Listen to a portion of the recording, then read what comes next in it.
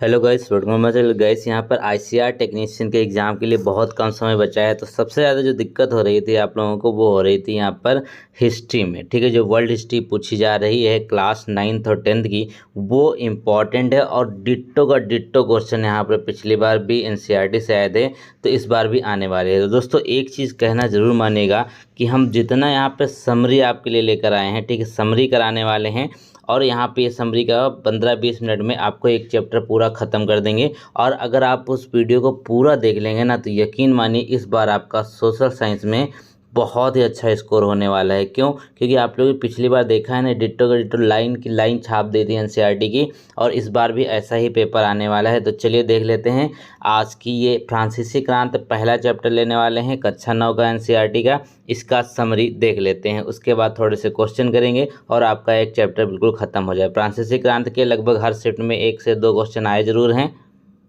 तो चलिए फिर यहाँ पे फ्रांसीसी क्रांति के मुख्य बिंदुओं को पढ़ लेते हैं। ठीक है, पूरा वीडियो देखिएगा, निश्चित रूप से आपका सिलेबस यहाँ से कवर हो जाएगा पूरा का पूरा, एक भी क्वेश्चन इससे बाहर नहीं जाएगा क्योंकि प्रीवियस ईयर के आप लोग कर चुके होंगे। ठीक है, तो एक वीडियो मैंने अपलोड करी है जिसमें सारे के सारे प्रीवियस ईयर सोशल साइंस के हैं, जिसमें ditto same to same question यहाँ से आए हुए हैं। चलिए मैं आपको बताता भी चलूँगा। पहला पॉइंट यहाँ पे देखिए, तो फ्रांस के लोग महंगाई, कर वृद्धि एवं निरंकुश शासन से परेशान थे। ठीक है, क्यों? क्योंकि उस समय शासन हुआ करता था, राजतंत्र वहाँ पर। ठीक है, अब वहाँ पर हुआ था क्या, एक तो कर वृद्धि बहुत जोरों पे थी, दूसरा वहाँ पर निरंकुश शासन, मतलब वहाँ पर बहुत ही कड़े यहाँ पर रूल्स लागू हुए थे और वहाँ पे महंगाई भी थी। तो ये चीज़ चल रहा था फ्रांस में। और फ्रांसीसी क्रांति के दौरान हुआ क्या था, वो ये हुआ कि फ्रांसीसी क्रांति ने फ्रांस में राजतंत्र को समाप्त कर दिया। ठीक है, राजतंत्र में मतलब राजा का जो शासन हुआ करता था उसको समाप्त करके गणतंत्र की नींव रखी थी। चलिए उसको हम आगे पढ़ते हैं। ठीक है, याद रखेंगे, बिल्कुल सही बात है। अगला क्वेश्चन देखिए, अगला मतलब पॉइंट देखें, तो कहा गया कि क्रांति के दौरान तैयार किया गया मानव अधिकार घोषणा पत्र एक नए युग के आगमन का द्योतक था। ठीक है, क्रांति के दौरान एक यहाँ पर तैयार कर दिया गया था मानव अधिकार घोषणा पत्र, जिसके तहत यहाँ पर बहुत सारी चीज़ें रखी गई थी, वो हम आगे देखने वाले हैं। अब देखिए यहाँ पे अगला पॉइंट ये है कि 1774 में बेसिकली एक बुर्बो राजवंश का लुई 16वां फ्रांस की राजगद्दी पर आसीन हुआ। ठीक है, कौन सा था? बुर्बो राजवंश का था ये, लुई 16वें नाम से इसको जाना जाता था। ये राजगद्दी पर आसीन हुआ था। ठीक है, क्योंकि इसी का राजतंत्र चल रहा था वहाँ पर। ठीक है, इसी से परेशान होकर ही यहाँ पे फ्रांसीसी क्रांति हुई थी। अब देखिए यहाँ पे लुई 16वां फ्रांस की राजगद्दी पर आसीन हुआ तो राजकोष वहाँ पर एकदम खाली था। ठीक है, क्या कहते हैं, वहाँ पर राजकोष एकदम वहाँ पर खाली था। फिर कई युद्ध लड़ने के कारण कर्ज के बोझ से दबा था, कर्ज का बोझ दिनों दिन बढ़ता जा रहा था। उसने बहुत सारे युद्ध लड़े, सरकार जो आपका राजतंत्र था वहाँ पर, क्योंकि राजा के पास पैसा नहीं था, राजकोष एकदम खाली हो चुका था। ठीक है, क्यों? क्योंकि उसने बहुत सारे युद्ध लड़े थे। लुई 16वें की बात कर रहे हैं, अच्छे से ध्यान रखिएगा, डिट्टो क्वेश्चन पूछ लेगा, लाइन टू लाइन लिख देगा, बताएगा कौन सा इसमें सही है कौन सा इसमें गलत है। अगला पॉइंट देखिए, अगले पॉइंट में है ना कि 18वीं सदी में फ्रांसीसी समाज को 3 स्टेट में बांटा गया। ये क्वेश्चन पूछा गया था दोस्तों, तो कितने स्टेट में बांटा गया? इसको 3 में बांट दिया गया। ठीक है, 1 2 3 यहाँ पे स्टेट में इसको बांट दिया गया। अब तीनों में जो था डिफरेंस वो देखने को मिलता है कहाँ पर, इसमें पूरी आबादी में लगभग 90% किसान था। ठीक है, कितना था यहाँ पर? 90% किसान हुआ करता था। और 60% ज़मीन जो थी उस पर कुलीनों, चर्च और तीसरे स्टेटों के अमीर का अधिकार हो गया। अब तीसरा जो स्टेट था उसमें अमीर बहुत सारे थे, तो उन्होंने क्या कर लिया, ज़मीनों पर अधिकार कर लिया। और कुलीन जो हुआ करते थे उन्होंने, और चर्च के नाम से ज़मीन पूरी हड़प ली किसानों की। 90% किसान हुआ करते थे उस समय। अब देखिए प्रथम 2 स्टेट्स जो थे उसमें कुलीन वर्ग, पादरी वर्ग के लोगों को कुछ विशेषाधिकार प्राप्त कर दिए गए, जैसे उनको कोई भी कर नहीं चुकाना पड़ रहा था राज्य को। ठीक है, कौन? कुलीन वर्ग और पादरी वर्ग को कोई भी कर यहाँ पे चुकाना नहीं पड़ रहा था। अगला पॉइंट देखिए, कुलीन वर्ग किसानों की से सामंती कर वसूला करता था। ठीक है, किसान जो थे उनसे कर वसूलता था, सामंती कर।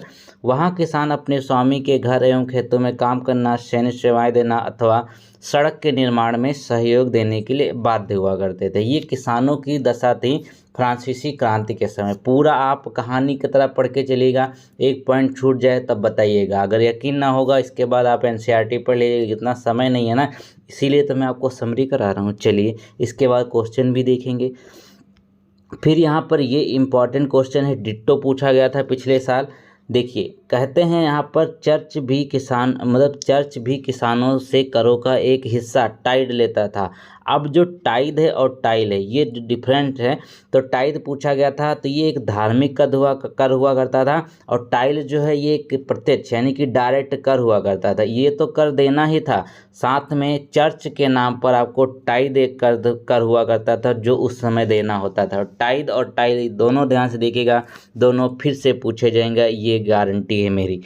फिर यहाँ पे कहते हैं विश्व के सामाजिक संरचना के क्षेत्र में आमूल परिवर्तन का सूत्रपात फ्रांस की क्रांति को कहा जाता है। ठीक है, अब आमूल परिवर्तन ऐसा तो नहीं था कि सिर्फ फ्रांस में ही क्रांति पनप रही थी, क्योंकि कहीं पे कुछ अच्छा होता है तो उसका इम्पैक्ट पूरे देश में होता है, पूरे विश्व में होता है। तो यही चीज़ यहाँ पर आपको देखने को मिली कि जब फ्रांसीसी क्रांति हुई तो इसको पूरे विश्व का सूत्रपात कहा गया, बिल्कुल आमूल परिवर्तन का। ठीक है, अगला देखिए यहाँ पे, अगले में है फ्रांस के राष्ट्रगान को मार्सिले के नाम से जाना जाता है। इसको ध्यान रखिएगा, किसके नाम से जाना जाता है? मार्सिले के नाम से जाना जाता है। ठीक है, फ्रांसीसी क्रांति के लगभग 2 क्वेश्चन हर शिफ्ट में आपको देखने को मिले थे, यकीन ना हो तो प्रीवियस ईयर आप देख लीजिएगा। फिर यहाँ पर है लुई 16वें को न्यायालय द्वारा देशद्रोह के आरोप में मौत की सज़ा सुनाई गई और 21 जनवरी 1793 में उसे सार्वजनिक रूप से फांसी दे दी गई। ठीक है, देशद्रोह का आरोप लगा, इस पे क्वेश्चन पूछा जा सकता है किस तरीके का आरोप लगा। तो लुई 16 पे देशद्रोह का आरोप लगता है, 1793 में उसको फांसी दे दी जाती है, यानी कि लुई 16 का चैप्टर क्लोज हो जाता है यहाँ पर। फिर यहाँ पे आगे चलते हैं, धीरे धीरे होता क्या है, 1793 से 1794 तक के काल को फ्रांस में आतंकवाद का युग कहा जाता है। ठीक है, 1793-94 के बीच में क्या कहा जाता है? आतंक का युग कहा जाता है। और इस समय एक्टिव हो जाता है कौन? Jacobin club. Jacobin club question ditto पूछे गए थे पिछले साल। ठीक है, जेकोबिन क्लब यहाँ पे स्थापित होता है। जेकोबिन क्लब के नेता जो थे ये मैक्सिमिलियन रॉबेस्पियर थे। अभी तो आप सोच रहे हैं ये बहुत अच्छे हैं, क्योंकि ये तो क्या हुआ, राजतंत्र इन्होंने ख़त्म कर दिया। अब देखते हैं इनकी बारी क्या आती है। ठीक है, जेकोबिन को बेसिकली यहाँ पे सौकुलात के नाम से जाना जाता था। ठीक है, और ये बेसिकली यहाँ पे लाल रंग की टोपी पहनते थे जो स्वतंत्रता का प्रतीक हुआ करता था। ठीक है, किस तरीके की? लाल रंग की टोपी पहनते थे जो स्वतंत्रता का प्रतीक हुआ करता था। जेकोबिन क्लब के नेता कौन थे? रॉबेस्पियर। इन दोनों पॉइंट को अच्छे से याद रखिएगा, लाल कलर की टोपी पहनते थे। अब 21 सितंबर 1992 में होता क्या है कि राजतंत्र का अंत हुआ है और फ्रांस को एक गणतंत्र घोषित कर दिया जाता है, यानी कि राजा का तंत्र समाप्त हो जाता है और गणतंत्र घोषित कर दिया जाता है। गणतंत्र में होता क्या है, यहाँ नीचे लिखा हुआ है ना, कि सरकार का वह रूप जहाँ सरकार एवं उसके शासक प्रमुख का चुनाव जनता द्वारा किया जाता है। ठीक है, जैसे अपने देश में है, हम लोग चुनते हैं कौन सी पार्टी का प्रधानमंत्री चुनना है, हमें मुख्यमंत्री चुनना है, इसी तरीके से गणतंत्र में वहाँ पर गणतंत्र घोषित कर दिया गया। और जेकोबिन क्लब की बात करें तो देखिएगा, जेकोबिनों का शासन यहाँ पर हुआ और रॉबेस्पियर सरकार की सत्ता में आ गई। मतलब जो रॉबेस्पियर थे, जेकोबिन के जो मेन हेड थे, अध्यक्ष कह सकते हैं उन्हें, तो ये सत्ता में आ गए। सत्ता में आने के बाद यहाँ पर एक बहुत ही बड़ा क्वेश्चन है जो बहुत सारे एग्जाम्स में पूछा जाता है लेडी। अब गिलेटिन एक चीज़ हुआ करती थी वहाँ पर, मशीन, जिसका यहाँ पर आविष्कार किया था डॉक्टर गिलेटिन ने। ये बेसिकली करता क्या था, गर्दन से धड़ अलग करने की ये मशीन थी और इसे गिलेटिन के नाम से जाना जाता। कहीं कहीं गिलोटिन भी देखने को आपको मिलता है। फिर यहाँ पे देखिए, रॉबेस्पियर सरकार ने चर्चों को बंद कर दिया। जितने भी चर्च हुआ करते थे उसको वहाँ पे बंद कर दिया गया रॉबेस्पियर सरकार में, और उसके भवनों को बैरक या दफ्तर में बदल दिया गया। ठीक है, जो भवन थे, चर्च थे बड़े बड़े, वहाँ पर क्या क्या दिया गया, बैरक बना दिए गए सैनिकों के लिए, या फिर दफ्तर बना दिए गए किसी भी जॉब, मतलब किसी भी कंपनी का, कुछ भी हो सकता है। अब देखिए, रॉबेस्पियर ने अपनी नीतियाँ बहुत सख्ती से लागू करी, यानी कि ये भी बहुत ही सख्त हुआ। और इसके साथ में इसके समर्थक भी परेशान हो गए, जनता तो परेशान हो ही गई थी। फिर होता क्या है कि 1994 में न्यायालय द्वारा इसको दोषी ठहरा दिया जाता है और गिरफ्तार करके इसको उसी गिलोटिन पर चढ़ा दिया गया, जिसकी बारे हमने बात करी थी। अब यहाँ पर गिलोटिन यहाँ पर करेक्ट आंसर होगा। बेसिकली गिलोटिन पूछा जाएगा एग्जाम में, इस बार देख लीजिएगा। अगला क्वेश्चन देखिए। अब देखिए, जैकोबिन सरकार के पतन के बाद फ्रांस में मध्य वर्ग के संपन्न तबके पास सत्ता आ गई। ठीक है, जो मध्य वर्ग था उसके पास सत्ता इसकी आ जाती है। फिर नया संविधान बनाया जाता है जिसमें चुनी हुई परिषदों का प्रावधान रखा गया था। इन परिषदों ने 5 सदस्यों वाली एक कार्यपालिका यानी कि डायरेक्टरी को नियुक्त किया। ठीक है, अब देखिए यहाँ पे ये भी नहीं चलती है। बेसिकली यहाँ पे हुआ क्या, लेकिन फ्रांस में यह शासन भी डायरेक्टरों की आपसी झगड़ों से नहीं चलता है। और फिर क्या जन्म होता है किसका, नेपोलियन बोनापार्ट, जो तानाशाह के नाम से जाना जाता है। इसको आप ध्यान से देखेंगे इसके आगे पॉइंट में। ठीक है, तो गाइस यहाँ पर हमने देखा कि जो फ्रांसीसी क्रांति है ना, इसके बारे में जितना भी इम्पोर्टेंट पॉइंट्स था ना वो सारा कंप्लीट हो गया। अब एक बार आप लोग रिवाइज कीजिए कि हमने क्या क्या पढ़ा है। ठीक है, क्योंकि देखिए वहाँ पर फ्रांस में बहुत ही तगड़ा शासन हुआ करता था, राजतंत्र का, राजा का निरंकुश शासक हुआ करता, तो बहुत जनता परेशान थी, किसान वर्ग परेशान हुआ करता था। फिर धीरे धीरे उसका शासन खत्म हुआ तो जैकोबिन क्लब सत्ता में आया। फिर वहाँ पे जो रॉबेस्पियर थे वो भी बहुत ही यहाँ पर क्रूर शासक हुआ।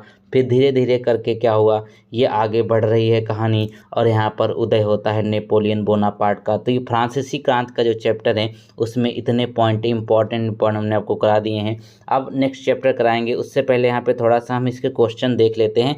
देखिए यार, MCQ कराने में ना बहुत समय चला जाएगा। MCQ में हम आपको टाइप करेंगे, इससे अच्छा है आप थियरी पढ़ लीजिए, कि थियरी जो सबसे बेस्ट होती है। चलिए जी, NCERT के ही क्वेश्चन पूछता है और इसको MCQ में वो कन्वर्ट कर देता है, सिंपल सी बात है। तो चलिए देख लेते हैं, हम MCQ नहीं करेंगे, बहुत टाइम लग जाएगा। तो लुई 16वें जो था कब फ्रांस की सत्ता पर आसीन होता है, 1774 में। अच्छे से हमने इसको पढ़ा है।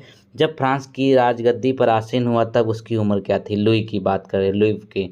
ठीक है, तो वो कितना था, 20 साल का था। हमने आपको पढ़ाया था ना कि वो राजगद्दी पर आया है। उसके बाद देखिए यहाँ पे आसीन होने के बाद यहाँ पे होता क्या है कि लंबे समय तक युद्ध होने के कारण उसका राजकोष जो था वो खाली हो जाता है। तो यही तो पूछा गया ना कि जब राजगद्दी पर आसीन होने का समय वित्तीय संसाधन नष्ट होने के क्या कारण हुआ करते थे।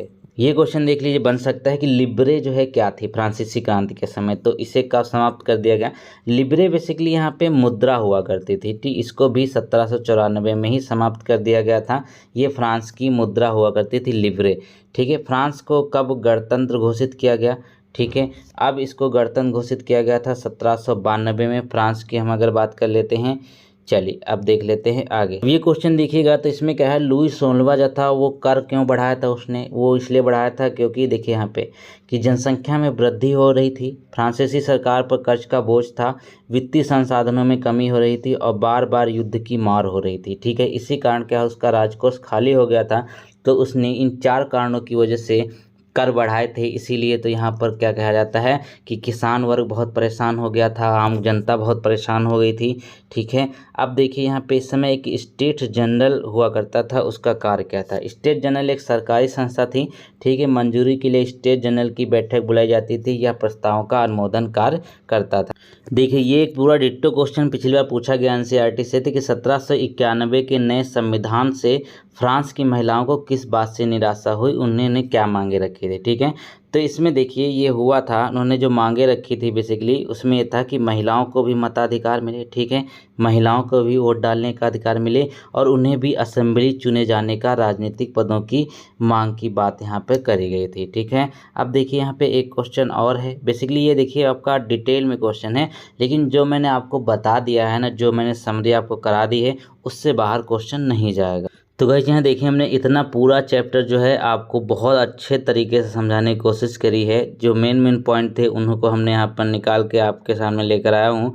तो आप लोगों के वीडियो ज़रूर पसंद आया होगा और क्वेश्चन जो है इसी में से बनेंगे। जितना इंपॉर्टेंट पॉइंट है सब मैंने करा दिया है। इसके साथ साथ अभी तो बहुत चैप्टर बाकी हैं, जितना भी यहाँ पे आपके पिछले बार पूछा गया जो चैप्टर से इंपॉर्टेंट वो आपको मैं करा दूंगा। फ्रांसीसी क्रांति आप लोग जानते हैं क्वेश्चन बहुत सारे पूछे गए थे। उम्मीद है अगर आप इस वीडियो को ज़्यादा से ज़्यादा सपोर्ट करेंगे, ज़्यादा से ज़्यादा प्यार देंगे तभी नेक्स्ट वीडियो आ पाएगी। गर्मी में हालत वैसे भी ख़राब है। मिलते हैं नए वीडियो में, तब तक के लिए वीडियो को लाइक करें, चैनल को सब्सक्राइब करें। Thank you so much.